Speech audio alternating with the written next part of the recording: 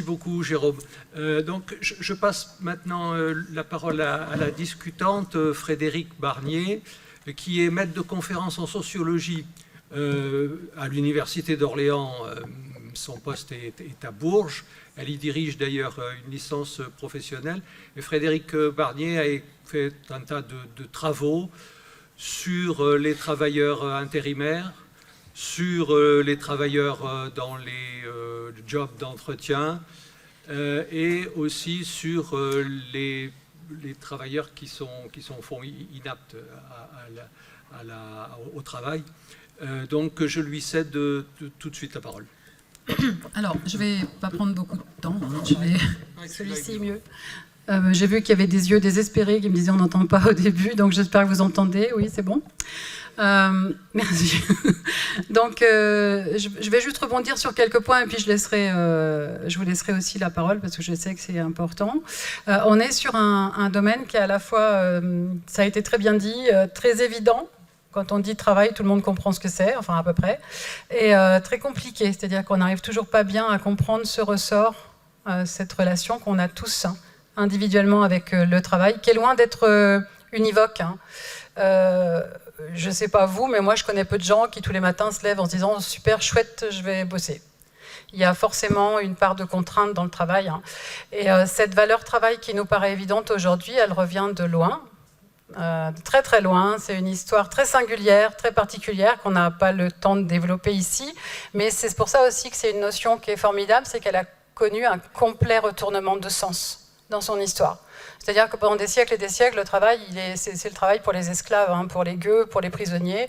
Les gens bien ne travaillent pas. Les gens qui gouvernent, les gens qui pensent, qui réfléchissent ne travaillent pas, ils laissent le travail aux autres. Et il a fallu des siècles et des siècles pour que le travail prenne aujourd'hui la valeur qu'il a dans notre société, même si cette valeur, on l'interroge encore. Donc il y a eu un retournement complet de sens, et aujourd'hui on voit bien que c'est une notion qui est très très dense, mais qui garde quand même une part de cette douleur. On dit que le travail c'est le tripalium au départ, la douleur, la torture, et on en garde quelque chose en mémoire. Il y a aussi, je crois que c'est Dejour qui dit ça, le plaisir au travail, il est toujours gagné sur une souffrance au départ quand même. Et dans notre société, c'est une vraie contrainte sociale. Alors on va parler d'emploi et de travail et de la confusion entre les deux, mais cette confusion elle est normale puisqu'on est à 90% salariés aujourd'hui.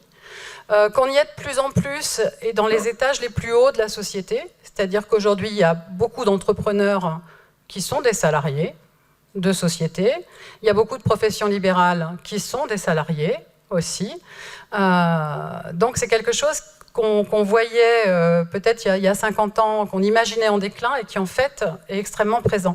Donc la confusion avec l'emploi elle est complètement normale quelque part parce que, et c'est dans les premiers travaux autour des chômeurs, dans les années 80, qu'on s'est rendu compte de la place du travail, avec des gens, alors c'était Dominique Schnapper à l'époque, qui avait interviewé des hommes d'âge mûr, plutôt ouvriers, qui se retrouvaient brutalement au chômage après toute une vie de travail, et qui étaient totalement désorientés par cette expérience du chômage. Et c'est là qu'on a vu finalement à quel point ça participait à nous construire, à nous organiser et à donner sens à nos vies. Donc, quand on pense aux jeunes aujourd'hui, alors il faut faire très attention, chaque génération critique la précédente, dès qu'on commence à dire du mal des jeunes, ça veut dire qu'on s'éloigne vraiment de la jeunesse, généralement, donc il faut être prudent là-dessus. Mais il y a beaucoup d'attentes, finalement, par rapport au travail, pour la place qu'on lui a donnée. On en attend beaucoup, et peut-être qu'il y a des frustrations et des déceptions à la hauteur de ces attentes. D'autant plus qu'on sort quand même d'une période de 40 ans de précarisation de l'emploi. Alors je refais volontairement la confusion, mais on le sait tous, la qualité de l'emploi va interférer sur la façon dont on se représente notre travail.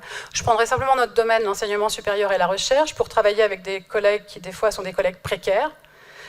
Ils ne vont pas du tout avoir le même rapport à leur travail, de chercheur par exemple, qu'un chercheur statutaire, qui est assis sur une ligne sur son CV, qui a son poste, qui est reconnu. J'entends beaucoup autour de moi, dans les entretiens aussi, des gens qui me disent « moi j'aime ce que je fais, mais j'ai un 26 heures, donc je ne vais pas pouvoir continuer ».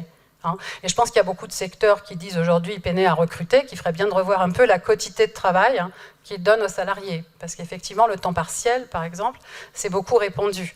Les contrats courts, on voit même le travail sur plateforme aujourd'hui, avec le retour du tâcheronnage. On est payé à la tâche, finalement. Pour avoir travaillé avec les travailleurs intérimaires, on ne peut pas se projeter quand on est travailleur intérimaire. Alors, notamment auprès de votre banquier, par exemple, ça marche très mal, le travail intérimaire, toujours, même après 40 ou 50 ans. Donc, effectivement, les jeunes, je pense, sont exigeants, enfin, attendent beaucoup du travail, et peut-être ils ont aussi un temps plus long qui va lui être consacré. En fin de parcours, on peut se dire, bon, allez, on va finir, ça va aller, ça va le faire. Bon, quand on commence sa vie professionnelle, peut-être qu'on a des raisons d'avoir de grandes espérances. Juste un point sur le travail et la construction psychique, peut-être, puisqu'on a parlé de Christophe Dejour. Il y a deux phrases que je dis à mes étudiants, que j'ai mis longtemps à comprendre finalement, je m'en suis rendu compte il n'y a pas longtemps. Danielle Linhart, qui est une grande sociologue sur la question, dit que le travail, c'est l'activité la plus sociale qui soit. Et Christophe Dejour, je reviens à lui, dit que travailler pour chacun d'entre nous, c'est accepter de se confronter au réel. Et quand je dis ça, les étudiants souvent me disent « Ah bah oui, on rencontre des gens au travail ». C'est pas ça, c'est bien plus profond que ça, c'est se placer dans le jeu. Et c'est pour ça que je parlais des chômeurs, mais on pourrait parler des retraités, des fois, qu'on se choque un peu d'être sortis du jeu. Des femmes au foyer qui ont du mal à exister hors du jeu. Et ce jeu, c'est finalement ce mouvement de la société, ce rythme, cette activité qui fait qu'on est dedans. Et je reviens au père de la sociologie, mais Durkheim l'avait bien pressenti, que ça allait être cette division du travail, le fait qu'on coopère même en s'ignorant les uns les autres, qu'on soit finalement obligé de se confronter au monde, de se confronter à vous aujourd'hui, de se confronter, d'aller vers les autres. Et c'est pour ça que je serais intéressée d'avoir ton avis, Jérôme, là-dessus. Je poserai la question du télétravail, qui, moi, me pose d'énormes questions par rapport à ça, notamment. Et puis, pour finir sur les questions quand même de conditions de travail, parce qu'effectivement, on a parlé du management, c'est vrai qu'on n'est pas bon. On a quelque chose qui est très descendant, on n'arrive pas à communiquer, on impose souvent. Très longtemps, il n'y a pas eu de formation en management. On avait réussi, on avait un poste, on avait le management qui allait avec, sans qu'on se soucie des qualités qu'on pouvait avoir pour le faire. Donc effectivement, on a fait une 60aine d'entretiens il n'y a pas très longtemps avec une collègue sociologue, avec des salariés de tout type, et on entend beaucoup qu'ils ne sont jamais consultés, enfin qu'ils ont vraiment l'impression qu'on se fiche complètement de leur avis, qu'on ne leur demande pas leur avis, qu'ils ne peuvent pas parler du travail. Et ce qui est fabuleux quand vous faites des entretiens, c'est que vous voyez à quel point les gens ont besoin de parler du travail, de ce qui va, de ce qui ne va pas. Il n'y a aucun problème pour avoir leur parole sur ce domaine-là. Et c'est vrai qu'entre un dialogue social qui, chez nous, n'a jamais été très reluisant, il faut bien le dire, on aurait pu penser à la médecine du travail, mais c'est pareil, les dernières réformes l'ont quasiment éteinte. Il n'y a plus de visite médicale obligatoire quasiment, enfin voilà, il n'y en aura bientôt plus. Donc on manque énormément d'un espace où les gens puissent parler et dire leur travail. Et on voit effectivement ce besoin avec, il y a des études qui viennent de sortir sur la santé mentale, alors santé mentale des jeunes, qui est inquiétante, mais la santé mentale des salariés, c'est-à-dire que les pathologies mentales explosent. Et elles ne sont plus, au départ c'était très féminin, ça se masculinise beaucoup aussi, c'est toutes les catégories socioprofessionnelles qui sont touchées, et on entend énormément, alors tout ce qui a été dit, le fait de devoir travailler trop vite, dans une société au rythme très accéléré, très intensifié, le fait d'être gouverné par les chiffres, d'être excellisé finalement, on doit rentrer dans des cases de tableurs, le fait d'avoir sans arrêt des nouveaux outils, des nouveaux logiciels à se prendre en main sans qu'on soit forcément formé pour.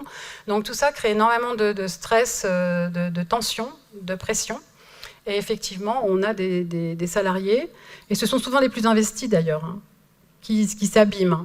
Donc on peut imaginer que d'autres se protègent aussi.